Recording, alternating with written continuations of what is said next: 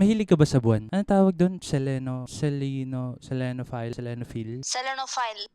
Exactly last year ago, meron akong ginawang kanta tungkol sa buwan. And gusto ko lang ipakinig sa inyo for a short while. And ito yun.